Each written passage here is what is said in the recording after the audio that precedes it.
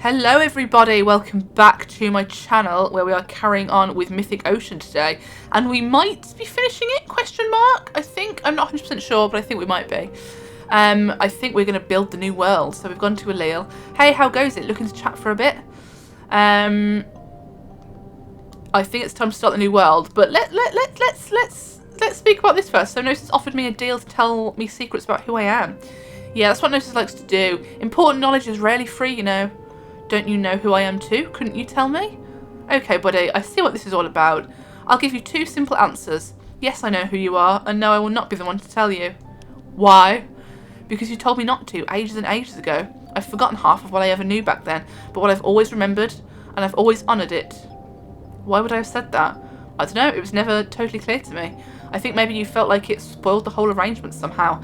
Anyway, Gnosis has made no such agreement with you, so if you really want to know, take it up with them. But can they be trusted? I can't take that choice for you, buddy, or make it, I don't know. I'll tell you this much, though. What Gnosis tells you will all be the truth. They don't peddle lies, their information is all legit, and remember what you're giving them in return. You know the pages make Gnosis more powerful, might have an impact on how things turn out for the new world, yeah? Anyway, that's all I got, buddy. The rest's up to you. Oh, dang.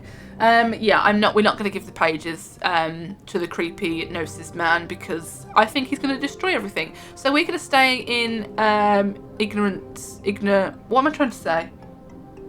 You know, you know what I'm trying to say. We're going to stay ignorant. Fuck it. I can't think of the phrase. Okay, we're going to make the new world. All you got to do is pick up the gift. It'll be the end of your time here once we kick things off. So make sure you tie up all your loose ends first. I am ready to build the world.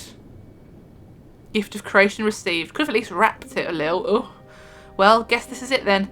I'm always excited to see what happens with the new world, but it also means we won't see each other for a while. Thanks for stopping by so much this time, buddy. It was good reflecting on things with you, but for now, it's time for us to part ways. Do we have to? I'm flattered, buddy, I really am, but yeah, it does have to happen. You guessed it, all part of the arrangement. I see. Goodbye then, Alil. Not goodbye forever. Next time we'll meet again. You won't remember me, but I'll get you caught back up. Alright, that's enough talking, I guess. Let's get this show on the road. Oh my god, who's gonna be the god? Oh.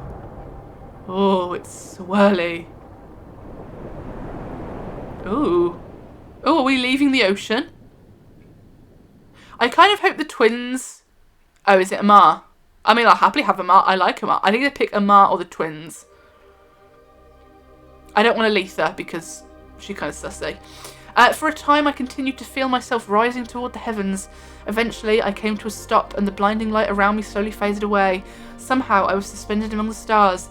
In that silent void, I began to recall the full extent of my role in the cycle. In the ocean, it was my task to advise the gods and help determine the next creator.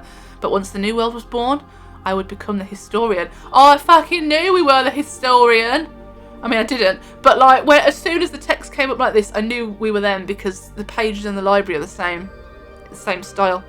Eternal observer and record keeper of every mortal age. I realised then that the book in the Library of Antiquity was written by me to preserve the history of a past era. Soon I would be starting a new book and filling its pages with all the events to come. I could sense that the gift of creation was ready to move forward, but was I? I wished I could speak with them one last time, and to my surprise, a portal opened before me. Aww. Moments later, I saw Ketri and Esty appear on the other side of the gateway. New friend, we were wondering what happened to you. I assured them I was all right and filled them in on the new world about to be born. Then I asked what they planned to do once it was created. Well, whatever the new world's like, we want to help make it even better. We want people to get along and take good care of each other, so we'll try and show them how. Oh, kids! I told them I was glad they'd set such a goal for themselves and wished them well. Thanks, new friend. See you around. Does that mean they're not the creator? That's kind of sad. Suddenly the view within the portal shifted and I smiled as Mar Familiar's face appeared. I can't speak. Well, what's going on, friend? I'm not sure how you're doing this, but it's good to see you. Something strange is going on. Is this the end of the world? I told Amar they were basically correct. But a new world would be taking this one's place and soon someone would be chosen to create it. Huh? Well, I sure hope it isn't me. Oh, Amar! You'd be a good creator. Creating a whole world sounds like a ton of work, and you know how I feel about that. Anyway, are we going to get to hang out sometime in this new world? I said I certainly hope so.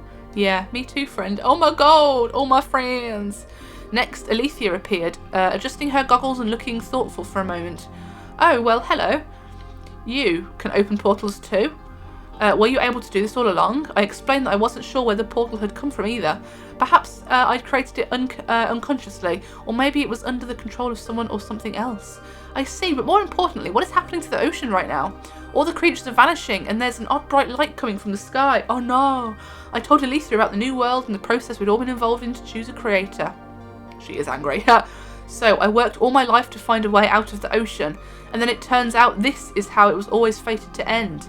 I won't ask if this is something you always knew. I fear I wouldn't like the answer. But no matter, this new world will have its own laws of nature and reality, and I will catalogue them there, just as thoroughly as I've done here. See you on the other side. There didn't seem to be any sign of notice at all. Oh no! Is that bad? I think that might be bad. I reached out to them with my thoughts, but there was no response. Oh no! At that point, only Lutra remained, and somehow I knew this meant it had been chosen as the— Oh no!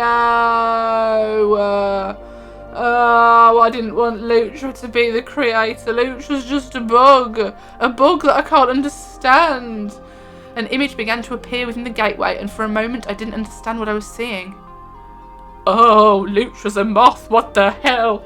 It dawned on me that I was looking at Lutra, who had become a huge and majestic moth-like creature. I asked how it felt to have undergone such drastic change. This one feels new. Memories of this one not clear. Hunger thoughts. Thoughts of others like this one. Oh dear, very strong. Also, this one feels pulse of the new world fading.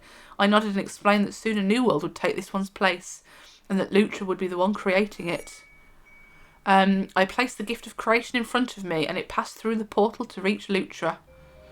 Lutra seemed lost in thought for a while, then it tilted its head to the side, eyes shimmering brightly as though some spark of recognition had occurred. This one understands. One thing ends, other begins. This one must choose what begins. I told Lutra I'd be there to write the events of history, and it could always talk to me about how things were going if it wished. It seemed to consider this.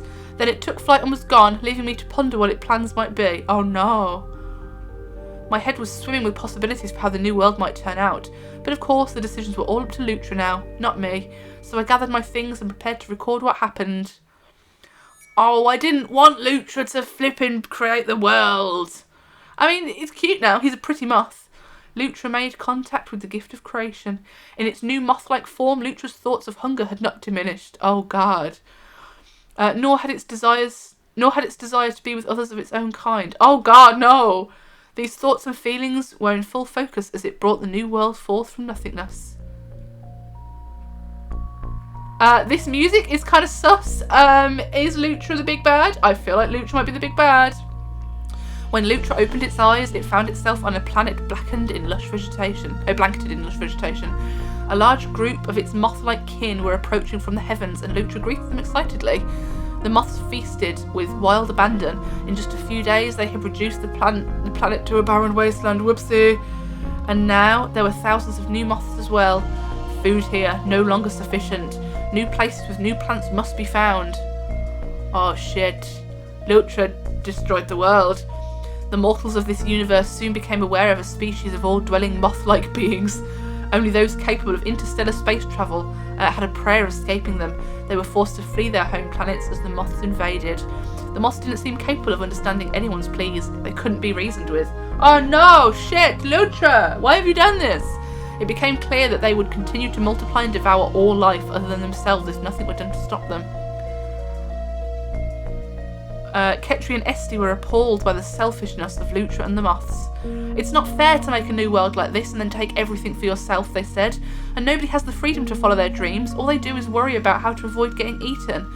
We've got to stop Lutra and free everyone. Yes, my kids! Alethea hated how difficult it was for anyone to conduct research with the moths in control. Even if the mortals managed to stay alive, they'd never be able to advance the state of civilization beyond the necessities of their own survival. Unfortunately, Lutra and the moths refused to consider another course of action. So that leaves us only one choice. We need to fight back. She resolved to raise as much of a resistance to the moth's dominion as she possibly could. Oh, Lutra. So they organised a rebellion. A war ensued with the goal of taking the gift of creation from Lutra. The rebellion was forced to engage the moths in outer space where they were at their strongest. Mortal societies that could contribute armed vessels and people to pilot them did so. Many lives were lost in the skirmishes that followed. The conflict dragged on for years and seemed it might never end, until it all culminated in a final desperate battle between Lutra and the rebelling gods. Ketri and Esti fought in tandem, channeling lancing bolts of electricity at their opponents. Alethea armed herself with mighty weapons that used nuclear energy to fire deadly beams. Amar, terrified by the very idea of battle, was nowhere to be found. Amar, you chicken! You chicken shit! Lutra and the remaining moths fought back vigorously. Their powers were greatly magnified because of their possession of the gift. Once there had been an impossible vast swarm of them, but the long war had reduced their numbers substantially. Still, even a few dozen moths were a terrible force to reckon with. With a flap of their wings, they released clouds of energy particles that would explode and destroy a ship on contact. Their psychic abilities, inherited from Lutra, allowed them to subtly inflict fear, doubt and panic in gods and mortal beings alike. There wasn't much hope for victory against them, but at that point it was all or nothing. Damn. Oh no! In the end, the rebellion's resistance was not enough, and Lutra and the moths triumphed, putting an end to the hostilities. Oh no! This world belongs to these ones, not any others. Others are dangerous. Safety of these ones must be ensured. And so, to prevent any further uprisings, Lutra and the moths ended the rebelling god's existences entirely. Oh my god, Lutra, you killed my kids! Lutra, you killed them! Meanwhile, Amar was racked with guilt over their decision not to fight Lutra and the moths. The fates of the other gods haunted them constantly. They couldn't stop wondering whether things might have gone differently if only they had joined the battle too. So they fled to some faraway place in an attempt to escape their regret, but it followed close behind forever. That's so sad! The gods were this universe's last hope against the wrath of Lutra and its moth-like kin. Once the rebellion failed, the moths continued stripping planets bare to satisfy their hunger, obliterating thousands of years of mortal progress. Since there was no hope of reaching an agreement with the godly insects, the survivors had no choice but to live their lives on the run in space forever. And so, the mortals will live, fleeing the moths for as long as they can, until the cycle begins anew. That was shit. Lutra! Lutra! Oh, okay, it got sad at the end. Okay, I guess that's the end of the game. Well, that was an ending that I wasn't really hoping for, to be honest. I really didn't want Lutra to become the creator because I kind of knew that was going to happen. I could kind of feel that that was going to be the vibe that we're going to get, and that's really sad that that's how it ended. Because it just, like, everything that could have gone wrong went wrong. Humans, we're just like floating around in space forever now, fleeing for our lives. The moths are rising up. My little kids, Ketri and Esti, are dead. Alethea dead. Well, Alethea's less concerned. And Amar, little chicken, didn't even get involved and then just ran away and is now living with his guilt forever. And where was the Gnosis, my guy? Where were you? You were nowhere. This was not the ending that I wanted. This is very sad. But I know there are quite a lot of different endings to this game. I think there's like, is it like 8? I think it's like 8 or 9. I'm assuming there's a couple per god. I'm assuming, like, depending on how you speak with the god throughout your playthrough, you might get a different ending. But yeah, that was kind of sad. That was not the ending that I had hoped or worked for. I mean, it might have been different if I'd actually like got the crown, because I didn't do that. I also didn't give all the pages to Gnosis. That might have maybe increased my relationship with them so they would have got involved, but I don't know. I don't know. It is what it is. I kind of fucked up the world, but, you know, I tried. Epilogue Scourge can be rewatched. Oh, sick. Oh, yeah, so I must be able to go and get all of the, like, all of the endings. Okay, well, that was an experience. I'm sorry, guys. It looks like I did fuck up the world. Whoopsie daisy. Yeah, anyway, I really, really enjoyed that game. I might go back and get some of the other endings, because I really enjoyed the game, but obviously it means I'm going to have to play through the whole thing again, which takes a bit of time. But I mean, yeah, let me know if you'd like me to maybe play it again and try and get a different ending. I'd be happy to do that. I might do a bit of research next time anyway, just so I kind of know what to do to get certain endings. But I'm glad I at least had one blind playthrough, and I have learnt that my decisions destroyed everything. So I'm going to sleep really well tonight. But yeah, so I really hope you enjoyed this playthrough. If you did enjoy it, please do feel free to like, comment and subscribe. And if you've got any other ideas of like similar games you think I might enjoy, please do leave them in the comments. I'll be happy to look into them. But yeah, that is the end of Mythic Ocean. I really hope you enjoyed this series. But yeah, as I said, thank you very much for watching. I hope you have a lovely day, and I'll see you next time. Bye for now.